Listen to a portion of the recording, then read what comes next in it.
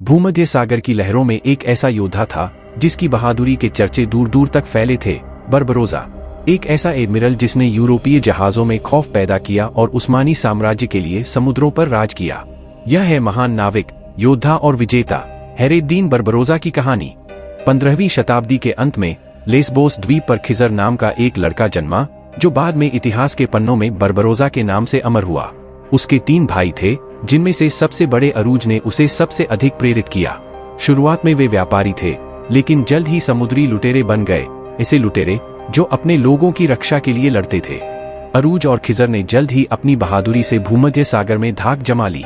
वे मुस्लिम व्यापारियों की रक्षा करते और दुश्मनों पर कहर बनकर टूटते। उनकी वीरता की चर्चा उस्मानी सुल्तान तक पहुंची और जल्द ही वे साम्राज्य के महत्वपूर्ण योद्धा बन गए। अरूज की वीर गति के बाद खिजर ने अपने भाई की विरासत को आगे बढ़ाने की शपथ ली।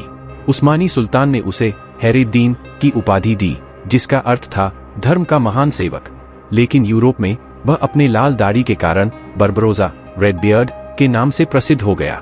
1533 में उस्मानी सुल्तान सुलेमान महान ने बर्बरोसा को साम्राज्य की नौसेना का ग्रैंड एडमिरल नियुक्त किया। उसका मिशन था भूमध्य सागर में यूरोपीय सेनाओं को पराजित करना और समुद्री शक्ति स्थापित करना। 1538 में प्रेवेजा की लड़ाई में बर्बरोसा ने पोप, स्पेन और वेनिस के संयुक्त बेड़े को धूल चटा दी। इस युद्ध ने भूमध्य सागर में उस्मानी नौसेना की बादशाहत स्थापित कर दी। बर्बरोसा के जहाज यूरोप के तटीय इलाकों में तबाही मचा रहे थे। उन्होंने इटली, फ्रांस और स्पेन में बड़े हमले किए और कई शहरों पर कब्जा जमाया।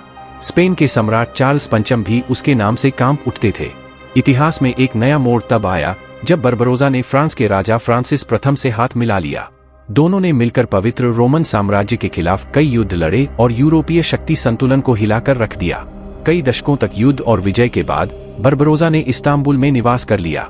वह अपनी अंतिम सांसों तक उस्मानी साम्राज्य के लिए एक प्रेरणा बना रहा। 1546 में वह इस दुनिया को छोड़ गया, लेकिन उसकी कहानी अमर हो गई।